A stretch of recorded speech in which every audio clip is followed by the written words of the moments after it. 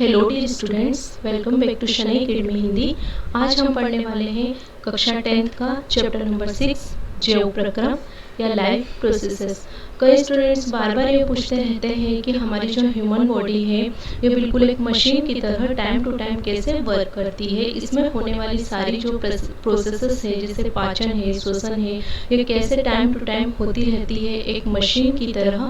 तो ट्रस्ट में स्टूडेंट, इस चैप्टर को पढ़ने के बाद में आप ये सारा का सारा प्रोसेस बहुत अच्छी तरीके से समझ जाएंगे और ये जो चैप्टर है काफ़ी इंटरेस्टिंग होने वाला है, क्योंकि हम एक एक चीज़ को पॉइंट टू पॉइंट समझेंगे, वो भी फोटोज़ के माध्यम से और बड़े ही इंटरेस्टिंग तरीके से।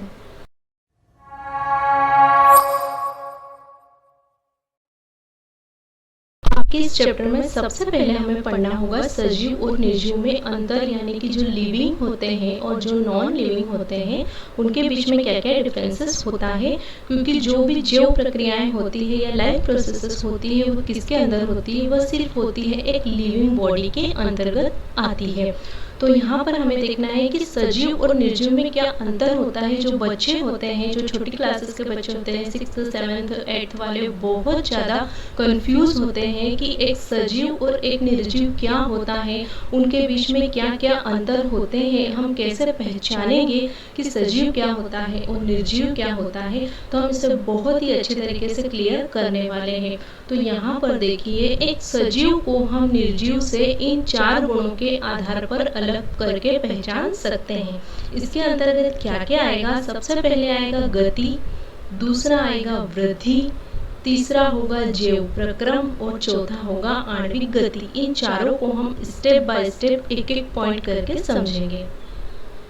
फर्स्ट पॉइंट है हमारा गति, यानी कि मूवमेंट। अगर हमसे कोई पूछे कि जो वस्तु दी गई है या कुछ भी हमें जो है एक वस्तु दे दी जाए और पूछे कि जीव है या निर्जीव है, तो सबसे पहले हमें उसमें देखना है कि उसमें गति हो रही है या नहीं हो रही है। जैसे हमारे आसपास हम देखते हैं जो कुत्ते बिल्ली होते हैं वो दौड़ रहे होते हैं, और जो हमारा फैन होता है वो चल रहा होता है, जो कार या बसेस होती है वो भी गति कर रही होती है। तो सबसे पहला जो लक्षण होता है एक सजीव का वो क्या होता है, गति होता है। जैसे ही मैंने अपने स्कूल में स्टूडेंट्स को बताया कि सजीव के अंदर गति होती है, वैसे ही फटाक से एक बच्चा खड़ा हुआ, मतलब लाइन ही लग गई थी क्लासेस में स्टूडेंट्स की क्रॉस क्वेश्चन पूछने के लिए कि आपने कहा कि जो सजीव होते हैं उनमें गति होती है। ठीक है, कुत्ते दौड़ते हैं, बिल्लियां दौड़ती हैं, जो इंसान होते हैं वो एक स्थान से दूसरी जगह पर जाते हैं। लेकिन क्या होता है कि जो कार है वो भी तो रोड पे दौड़ती है, जो बस है वो भी तो रोड पे दौड़ती है। तो क्या ये बस और कार है, ये भी क्या सजीव होते हैं? तो देखिए, सजीव को समझने के लिए हमें 4 पॉइंट्स को देखना होगा। सिर्फ गति को देखकर हम नहीं कह सकते कि ये सजीव है। ठीक है, तो अब हम देखते हैं हमारा सेकेंड पॉइंट। सेकेंड पॉइंट हो जाएगा हमारा वृद्धि। वृद्धि यानी कि ग्रोथ। तो देखिए, ग्रोथ क्या होता है, जैसे एक 2 साल का बच्चा है तो उसकी जो हेल्थ है, उसकी जो हाइट है वो कुछ अलग होगी। जब वो 10 साल का हो जाएगा तो जो उसकी हेल्थ है, जो हाइट है वो बढ़ जाएगी। उसके बाद में जब वो 20 साल का होगा तो उसकी हेल्थ और हाइट जो है वो बढ़ जाएगी। तो इसे हम क्या कहते हैं, वृद्धि कहते हैं। तो जो वृद्धि होती है ये सजीवों का एक मुख्य लक्षण होता है। तो इसलिए हमारी जो कार है, ठीक है, जो पंखा है, इनमें गति तो होती है लेकिन वृद्धि नहीं होती है, तो यह सजीव नहीं है। ठीक है, अब एक बच्चे ने फिर खड़े होकर के मुझसे पूछा कि जो पौधे होते हैं उनके अंदर तो गति नहीं होती है, जो पौधा होता है वह एक जगह से दूसरी जगह पर चल करके नहीं जाता है, तो क्या जो पौधा है वह सजीव नहीं है? तो देखिए, यहाँ पर हमें यह देखना होगा कि जो पौधा होता है उसके अंदर गति तो नहीं पाई जाती है, लेकिन उसके अंदर वृद्धि पाई जाती है। क्योंकि मैंने पहले ही कहा है कि सजीव और निर्जीव को हम सिर्फ एक गुण से नहीं पहचान सकते, उसके लिए हमें 4 गुणों को देखना होगा। तो पौधे में क्या होता है, पौधा एक सजीव है क्योंकि उसमें वृद्धि पाई जाती है। देखिए, हम एक बीज लगाते हैं, फिर वो अंकुरित होता है, फिर वो छोटा सा प्लांटलेट बनता है, उसके बाद में वो पौधा बन जाता है। तो हमारा जो पौधा होगा या जो पेड़ होगा वो क्या होगा, वह एक सजीव होगा। जैसे ही मैंने ये सब कुछ बताया, एक बच्चे ने तपाक से खड़ा होकर पूछा कि अगर कोई व्यक्ति सो रहा है तो वह क्या होगा, सजीव होगा या निर्जीव होगा? क्योंकि उसने उसके मन में क्या लॉजिक लगाया कि सोता हुआ व्यक्ति न तो गति करता है और न ही उसमें वृद्धि दिखाई देती है, तो फिर वह सजीव है या फिर निर्जीव है? तो देखिए, इसका भी हम आंसर देखते हैं। सोता हुआ जो व्यक्ति होगा वह भी सजीव होगा। क्यों? क्योंकि वह सो रहा है, उसके अंदर किसी तरह की गति हमें बाहर से नहीं दिखाई दे रही है, लेकिन उसके अंदर कई तरह के ज्यो प्रक्रम चल रहे हैं बिल्कुल चुपचाप, जैसे श्वसन हो गया, पाचन हो गया, परिवहन हो गया, ये सब उसके अंदर उसकी बॉडी में चल रहे हैं। जो सोता हुआ व्यक्ति होता है वह सांस लेता है। हम जैसे उसके नाक के पास हाथ रखेंगे तो हमें हमारे हाथ में महसूस होगा कि वो सांस ले रहा है, सांस छोड़ रहा है। साथ ही उसके शरीर के अंदर पाचन भी हो रहा होता है, हम उसे देख नहीं सकते लेकिन वो प्रक्रिया उसके अंदर चल रही होती है। उसकी नसों के अंदर खून दौड़ रहा होता है, यानी उसके अंदर सभी के सभी लाइफ प्रोसेसेस जो है वह चल रही होती है। तो सोता हुआ व्यक्ति भी क्या होगा, सजीव होगा। देखिए, अगर एक डेड बॉडी पड़ी है और एक व्यक्ति सोया है तो क्या हम उसमें अंतर नहीं कर पाएंगे? उसमें हम बड़े ही आसानी से पता कर सकते हैं कि कौन व्यक्ति सोया है और कौन व्यक्ति डेड हो गया है, क्योंकि जो सोया हुआ व्यक्ति है उसकी सांसें चल रही होती है, उसकी बॉडी थोड़ी गर्म होती है, क्योंकि उसके शरीर के अंदर नसों में खून बह रहा होता है, सारी की सारी प्रक्रियाएं चल रही होती है। अब यहाँ पर एक और चीज निकल करके आती है कि जो सजीव होते हैं उनके अंदर कुछ आणविक प्रक्रियाएं भी निरंतर चलती रहती हैं। आणविक प्रक्रियाएं क्या होती है?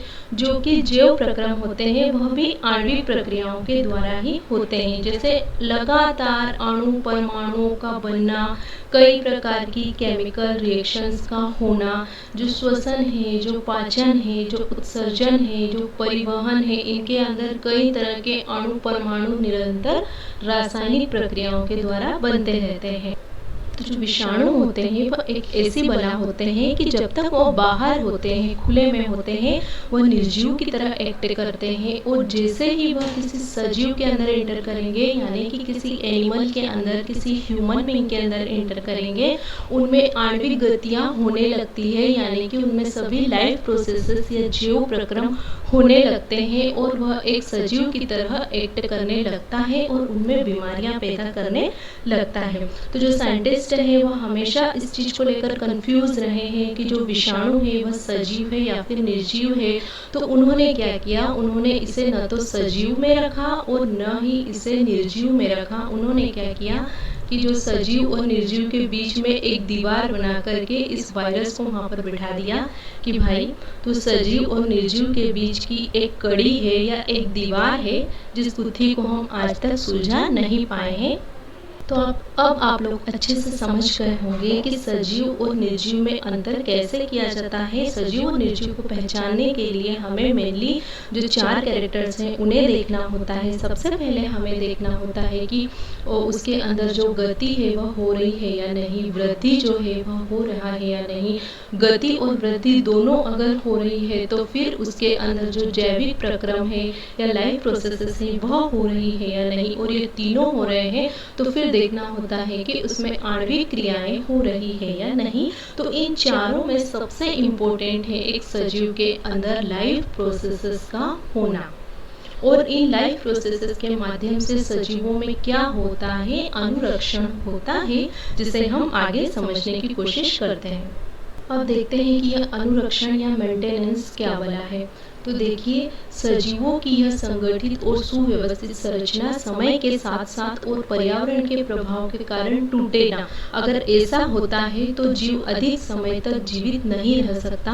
अतः जीवों के शरीर की मरम्मत समय समय पर अनुरक्षण प्रक्रम के द्वारा की जाती है। यानी कि जो ह्यूमन बींग्स होता है या जो मनुष्य, सारे के सारे जो सजीव होते हैं वह क्या है, एक तरह से एक मशीन है। ठीक है, मशीनों में जैसे अलग अलग पुर्जे होते हैं, ऐसे ही जो जीव होते हैं उनके शरीर में अलग अलग अंग होते हैं, और यह सभी अंग अपने अलग अलग कार्यों का संपादन करते हैं। तो जिस तरह से समय समय पर एक मशीन होती है उसे मेंटेन करना जरूरी होता है, ऐसे ही जो सजीव होते हैं उनकी भी मेंटेनेंस जरूरी होती है। अगर उनको मेंटेन नहीं किया जाएगा तो उनका जो सभी क्रियाएं हैं या जो जैविक प्रक्रम है, जैसे कि क्या होता है कि हमने खाना खाया तो उस भोजन का पाचन होना जरूरी है। अगर वो भोजन पच गया तो फिर उस पचे हुए भोजन का शरीर में नसों के माध्यम से परिवहन होना जरूरी है। जब उसका परिवहन हो जाता है तो फिर श्वसन के माध्यम से ऊर्जा का बनना जरूरी है। और जब ये तीनों प्रोसेसेस हो जाती है तो लास्ट में जो वेस्ट बचता है उसका उत्सर्जन के माध्यम से शरीर से बाहर निकलना भी उतना ही जरूरी है। तो अगर एक सही मेंटेनेंस या अनुरक्षण इसे नहीं मिलता है, इसकी सही जो मरम्मत है वह नहीं होती है, तो फिर हमारी ये शरीर रूपी मशीन ठीक तरीके से काम कर ही नहीं पाएगी, हमारा जीवन है वह संभव नहीं हो पाएगा। चलिए अब देखते हैं कि ये जीव प्रक्रम क्या बोला है, यानी कि लाइफ प्रोसेसेस वह सभी प्रक्रम जो संयुक्त रूप से जीव के अनुरक्षण का कार्य करते हैं या ह्यूमन की बॉडी में, किसी भी सजीव की बॉडी में होने वाले वह सारे के सारे प्रक्रम जो उस जीव के शरीर को सही तरीके से चलाने में या उसे मेंटेन करने के लिए होते हैं, वह सारे के सारे जीव प्रक्रम कहलाते हैं। तो ऐसी सभी अभिक्रियाएं जो एक सजीव के शरीर में चुपके चुपके अंदर ही अंदर होती रहती है, जिसका हमें पता नहीं चलता है, और हमारी जो हमारी ह्यूमन बॉडी है या जो सजीव का शरीर है उसे सुनियोजित तरीके से एक मशीन की तरह चलाती रहती है, वह सारी प्रक्रियाएं लाइफ प्रोसेसेस के अंतर्गत आ जाती हैं। यहाँ देखिए इसमें हमें क्या क्या पढ़ना है। इसमें हमें पढ़ना है पोषण, वहन, श्वसन और उत्सर्जन। तो पोषण के अंतर्गत हमें पढ़ना है हमारा डाइजेस्टिव सिस्टम, वहन के अंतर्गत हमें पढ़ना है सर्कुलेटरी सिस्टम, श्वसन के अंतर्गत हमें पढ़ना है रेस्पिरेटरी सिस्टम, और उत्सर्जन के अंतर्गत हमें पढ़ना है हमारा एक्सक्रीटरी सिस्टम। फर्स्ट सिस्टम हमारा होता है पोषण यानी कि डाइजेस्टिव सिस्टम।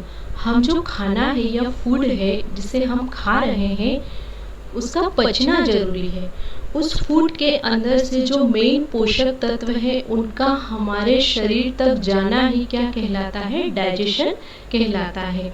यहाँ पर देखिए एक मेन फैक्ट है कि खाना तो हमें खिलौने को भी खिला सकते हैं, ठीक है, एक खिलौना है, यानी कि हमने देखा कि हमारे पास एक टॉय है तो उसका जो मुंह है वो ओपन है, तो उसके अंदर हम जबरदस्ती करके ठूस ठूस के खाना तो उसे खिला देंगे। लेकिन एक सजीव का मेन लक्षण यह है कि जो खाना है जो उसने खाया है यह खाना उसके शरीर को लगना चाहिए, यानी कि इस खाने में से पोषक तत्व निकल करके उसकी बॉडी के हर पार्ट तक जाना चाहिए। यह होता है भोजन का पाचन, ठीक है।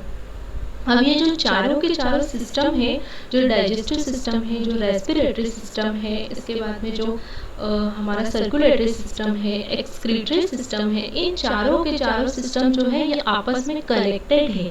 और इनका कनेक्शन क्या है कि एक के बाद एक यह एक सही क्रम में होना जरूरी होता है इनका। जैसे कि कपड़े हम धोते हैं तो उसकी सही प्रोसेस क्या है कि पहले हमें उसे भिगाना होगा डिटर्जेंट में, उसके बाद में हमें उसे धोना होगा, उसके बाद में हम उसे निचोड़ेंगे और फिर सुखाएंगे। अगर हम धोने से पहले उसको निचोड़ देंगे या धोने से पहले सुखा देंगे तो बात बनी क्या, नहीं बनी। ऐसे ही इन चारों सिस्टम का एक सही क्रम में होना जरूरी है। और इसके पीछे क्या फैक्ट है वो मैं बताने वाली हूँ इस वीडियो के लास्ट में। इसके लिए आपको लास्ट तक ये वीडियो देखना होगा, ठीक है। हम देख रहे थे भोजन का पाचन, यानी कि भोजन से पोषक तत्वों को ग्रहण करके उससे ऊर्जा प्राप्त करना, बस ये छोटी सी डेफिनेशन होती है पोषण की। अब आप लोग कहोगे कि खाना तो हमने पेट में खाया, अब ऊर्जा जो थी वो हमारे शरीर के सभी पार्ट्स में कैसे पहुंची। तो देखिए कि हमने जो खाना खाया उसका जो पाचन हुआ वह हुआ हमारी इस छोटी आंत के अंदर। छोटी आंत के अंदर पाचन हुआ। इस छोटी आंत से यह जो इसके जो पोषक तत्व थे वो हमारे शरीर के विभिन्न भागों में रक्त के माध्यम से गए और फिर शरीर की सभी कोशिकाओं को यह पहुंच गए। नेक्स्ट सिस्टम है हमारा वहन या फिर सर्कुलेटरी सिस्टम। तो पाचन के बाद में जो मेन आवश्यक पदार्थ बचते हैं जो कि हमारी छोटी आंत में है, उन आवश्यक पदार्थों को या पोषक पदार्थों को हमें पूरे शरीर तक पहुंचाना है, तो फिर उसके लिए हमें क्या करना होगा, क्योंकि हमारा जो डाइजेस्टिव सिस्टम है वो तो यहाँ तक आकर के कह देता है कि बस भाई मेरा तो जो काम है वो हो गया, तुमने खाना खाया, मैंने पचा दिया, अब इससे आगे मुझसे नहीं होगा। जबकि वो पचा हुआ खाना छोटी आंत में ही पड़ा है, उससे जो मेन पोषक तत्व बने हैं वो छोटी आंत में ही पड़े हैं। तो इस कंडीशन में आकर के जो हमारा सर्कुलेटरी सिस्टम होता है वो कहता है कि भाई मैं अब मेरी बारी है, अब आगे का काम जो है वो मैं करूँगा। तो वो फिर क्या करता है, सीधी सी बात है कि जो रस निकला उस भोजन से, उसे एक जगह पर तो नहीं रख सकते ना, वो तो पूरे बॉडी में जाना चाहिए। वो पूरे हमारे हाथों को, हमारे पैरों को, हमारे मस्तिष्क को हर जगह उसे पहुंचाना है। तो उसे पहुंचाने के लिए क्या, उसे पहुंचाने के लिए एक छोटा सा एग्जांपल है कि जैसे पानी होता है उसे हमें ऊंचाई पर भी ले जाना होता है, एकदम जो गहराई वाली जगह पर भी उसे भेजना होता है। तो उसके लिए हम क्या करते हैं, जो वाटर पंप होता है उसका उपयोग करते हैं। इस वाटर पंप में एक मेन पाइप लगा दीजिए और उसमें अगर कितने भी पाइप हम जोड़ देंगे, वाटर पंप पानी को उन सारे पाइप में बड़े ही प्रेशर के साथ में क्या करेगा, सर्कुलेट कर देगा। तो जैसे कि पानी के लिए वाटर पंप होता है, वैसे ही हमारी बॉडी में जो खून है, ठीक है, उस खून को पंप करने के लिए क्या होता है, एक हार्ट होता है या एक हृदय होता है, जो कि किसके आकार का होता है, मुट्ठी के आकार का होता है। जब हम मुट्ठी को बंद करके इस तरह से देखेंगे तो बिल्कुल जो हृदय होता है वो मुट्ठी के जैसे ही दिखाई देता है। तो ये सर्कुलेशन का काम कौन कर रहा है, यह कर रहा है हमारे शरीर में रक्त, ब्लड यानी कि खून कर रहा है। खून के माध्यम से जो भी पोषक तत्व है वो खून में क्या कर रहे हैं, घुल करके खून के साथ में हमारे पूरे शरीर में और नसों में दौड़ रहे हैं। और ये जो हृदय है ये खून के द्वारा हमारी नसों में या नलियों में इसे धकेलने का काम कर रहा है। तो सर्कुलेटरी सिस्टम में हमें आगे जाकर के डीपली क्या पढ़ना होगा, हमें हार्ट के बारे में पढ़ना होगा। तो श्वसन में क्या होता है कि ऑक्सीजन की उपस्थिति में जटिल पदार्थों के टूटने से ऊर्जा बनती है। जिन खाद्य पदार्थों का अंतर्ग्रहण पोषण प्रक्रम में हुआ है, कोशिकाएं उसका उपयोग करके ऊर्जा बनाती है। तो यहाँ पर देखिए ये जो फॉर्मूला है ये ग्लूकोज का है। ग्लूकोज और ऑक्सीजन दोनों मिलकर के क्या करते हैं, यहाँ पर कार्बन डाइऑक्साइड रिलीज करते हैं, पानी बनाते हैं और साथ ही साथ बड़ी मात्रा में यहाँ पर क्या बनती है, एनर्जी बनती है। और ये ग्लूकोज और कुछ नहीं, जो हमने खाया है, रोटी वगैरह, फ्रूट्स वगैरह खाए हैं, उससे जो हमें कार्बोहाइड्रेट मिला है, उसी कार्बोहाइड्रेट से यहाँ पर क्या बन जाता है, एनर्जी बन जाती है। और इस एनर्जी का उपयोग हम विभिन्न तरह की गतिविधियों में या मूवमेंट में करते हैं, जैसे चलना, कूदना, उछलना, नाचना, गाना, सभी के लिए हमें एनर्जी की ही ज़रूरत होती है। यहाँ पर मैं आप लोगों को एक छोटा सा फैक्ट बताना चाहूँगी कि जब हम खाली पेट होते हैं और सोने की कोशिश करते हैं तो हमें नींद क्यों नहीं आती है, क्योंकि उस वक्त तो जब हम सोते हैं तब तो हम किसी भी तरह की कोई गतिविधि नहीं करते हैं। सोते वक्त तो हमें एनर्जी की ज़रूरत भी नहीं होना चाहिए, लेकिन फिर भी हमें नींद क्यों नहीं आती है।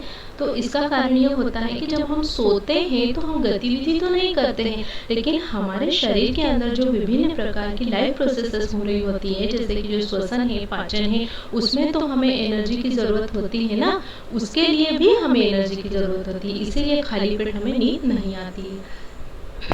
फोर्थ सिस्टम है हमारा उत्सर्जन या फिर एक्सक्रीटरी सिस्टम, यानी कि पाचन तथा अन्य जो क्रियाएं शरीर में हो रही है या लाइफ प्रोसेसेस हो रही है, उनमें जो हानिकारक या नाइट्रोजन युक्त पदार्थ या कई बार कुछ हार्मफुल गैसेस बनती है, उन सब का शरीर से बाहर निकलना उतना ही ज़रूरी होता है जितने कि यह पुराने तीनों सिस्टम है। ठीक है, जैसे हमारा श्वसन जितना जरूरी है, पाचन जितना जरूरी है, सर्कुलेटरी सिस्टम जितना जरूरी है, उतना ही जरूरी एक्सक्रीटरी सिस्टम भी होता है। तो लाइफ प्रोसेसेस के बाद में जो भी एक्स्ट्रा मटेरियल बचता है या जो भी हार्मफुल गैसेस वगैरह बनती है या जो नाइट्रोजन बनती है, इन सब का शरीर से बाहर निकलना क्या कहलाता है, उत्सर्जन कहलाता है। जो हम भोजन या फूड लेते हैं उसमें क्या होता है कि जो उसका मेन जूस होता है वो तो बॉडी ले लेती है, लेकिन जो रफेज बचते हैं वह भी सब उत्सर्जन के माध्यम से हमारे शरीर से बाहर निकल जाते हैं। तो ये देखिए एक्सक्रीटरी सिस्टम में हमें पढ़ना है किडनीज के बारे में, क्योंकि जो किडनी होती है यह एक्सक्रीशन में बहुत इम्पोर्टेंट रोल प्ले करती है। तो इन चारों तंत्रों में से किसी भी एक के खराब होने पर जीवन की कल्पना नहीं की जा सकती। तो ये जो फैक्ट है यह बिल्कुल राइट है कि अगर देखिए जो पाचन है, हमारा डाइजेस्टिव सिस्टम ही खराब हो जाएगा तो क्या हम जी पाएंगे? नहीं जी पाएंगे। इसके बाद में अगर हमारा एक्सक्रीटरी सिस्टम खराब हो जाएगा, हमारी जो किडनी है वह सही तरीके से काम नहीं कर रही है, तो भी क्या होगा, इंसान की जो कंडीशन है बहुत क्रिटिकल हो जाएगी, या हमारा हार्ट खराब हो जाएगा, सर्कुलेटरी सिस्टम ही खत्म हो जाएगा, तो क्या हम जी सकते हैं? हम नहीं जी सकते हैं। तो इन चारों सिस्टम का, हमने जो चारों सिस्टम पढ़े हैं, इन चारों सिस्टम का सही समय पर सही तरीके से काम करना बहुत इम्पोर्टेंट होता है व्यक्ति को एक सही लाइफ जीने के लिए। हाँ, इससे पहले हम लोगों ने पढ़ा था कि हमारे जो चारों सिस्टम होते हैं उन चारों में से एक भी सिस्टम अगर ख़राब हो जाए तो हम जी नहीं सकते हैं। लेकिन क्या है कि इन केस अगर हमारा कोई भी सिस्टम ख़राब हो जाता है चारों में से, तो फिर क्या है, हर व्यक्ति ये सोचता है कि मैं 200-400 साल आराम से जी जाऊँ, ऊपर जाने की तो कोई सोचता नहीं है। लेकिन फिर भी अगर इन केस ऐसा हो जाता है तो फिर हमारे पास एक ऑप्शन बचता है अंगदान या ऑर्गन डोनेशन, यानी कि कोई व्यक्ति अपना अंग निकाल करके हमको दे दे और हमारे खराब अंग की जगह पर हम उसे लगा ले, तो फिर हम 10-20 साल और जी सकते हैं। तो इसे क्या कहा जाता है? इसे कहा जाता है ऑर्गन डोनेशन। अब यह ऑर्गन डोनेशन जो होता है किस तरह से होता है उसे देख लेते हैं। ऐसे व्यक्ति को अंग दान करना जिसका कोई अंग खराब हो गया हो या किसी बीमारी या चोट के कारण कार्य करना बंद कर दिया हो। यानी कि कोई व्यक्ति है, ठीक है, तो क्या हुआ है कि उसकी जो लाइफ स्टाइल है वो लाइफ स्टाइल ही खराब है, उसने खुद ब खुद ही अपने सर्कुलेटरी सिस्टम को खराब कर लिया, ठीक है, अपने हार्ट को खराब कर लिया या फिर डाइजेस्टिव सिस्टम खराब कर लिया, उसका लीवर खत्म हो गया हो, सही तरीके से खान पान नहीं रहा हो, उसने योगा वगैरह नहीं किया हो, लाइफ स्टाइल की वजह से खराब कर लिया हो, या फिर क्या हुआ हो कि उसका कोई एक्सीडेंट वगैरह हो गया हो, उसकी वजह से उसके अंगों ने काम करना बंद कर दिया हो। तो ऐसी स्थिति में क्या होता है कि अगर उसे कोई व्यक्ति अंग दान कर दे तो उस व्यक्ति की लाइफ को 10-20 साल के लिए और बढ़ाया जा सकता है। अब देखिए कि यह जो अंग दान होता है यह होता कब है। यह दो स्थिति में किया जा सकता है कि जो बड़े बड़े हमारे अंग होते हैं, जैसे कि जो हार्ट हो गया है हमारा, इसके बाद में जो लीवर हो गया है, इसके बाद में जो किडनीज हो गई है, इन सब का दान कब होता है? जब जो देने वाला व्यक्ति या जो डोनर होता है उसकी मृत्यु के बाद। यहाँ पर दो चीज़ें इंपॉर्टेंट हैं, थोड़ा सा देख लीजिए कि जो दाता होता है या जो अपने शरीर से अंग निकाल करके देता है उसे कहा जाता है डोनर, और जो व्यक्ति इस अंग को लेता है उसे कहा जाता है रिसेप्टर, यानी कि दाता और ग्राही। तो जो हार्ट है, जो किडनी है, जो लीवर है, इन बड़े बड़े अंगों को व्यक्ति की मृत्यु के बाद ही उसके शरीर से निकाल करके किसी और व्यक्ति में फिट किया जाता है। लेकिन कुछ एक कंडीशंस में क्या होता है कि जीवित अवस्था में भी अंगदान किया जा सकता है, जैसे कि रक्त है, ब्लड है, बहुत है हमारे शरीर के अंदर, कुछ 5-6 लीटर होता है, तो एक आध बॉटल किसी को दे भी दी तो कुछ नहीं बिगड़ने का। इसके बाद में जो अस्थि मज्जा या फिर बोन मैरो होती है कि 10-20 ग्राम अगर किसी को दे दिया तो उससे भी कोई दिक्कत नहीं होगी। तो यही इसमें ध्यान देने वाली बात है ऑर्गन डोनेशन में कि अगर किसी व्यक्ति का अंग जो है किसी तरीके से खराब हो जाता है और उसकी लाइफ को हम और कुछ समय के लिए बढ़ाना चाहते हैं, तो कोई व्यक्ति जो कि डोनर है और अपने अंग दे सकता है, तो उस डोनर के शरीर से अंग निकाल करके रिसेप्टर व्यक्ति में सर्जरी के माध्यम से डॉक्टर अगर फिट कर दे तो उसकी जो लाइफ है उसको कुछ समय के लिए बढ़ाया जा सकता है। इन लास्ट में एक इम्पॉर्टेंट बात बताना चाहूँगी आप लोगों को कि ये जो चारों सिस्टम है, इन चारों सिस्टम को हम नेक्स्ट एक अलग अलग वीडियो में सेपरेटली अच्छे से डीपली डिस्कस करने वाले हैं। आज के वीडियो में इतना ही। Thank you for watching my video. मिलते हैं नेक्स्ट वीडियो में अलग अलग चारों सिस्टम के साथ।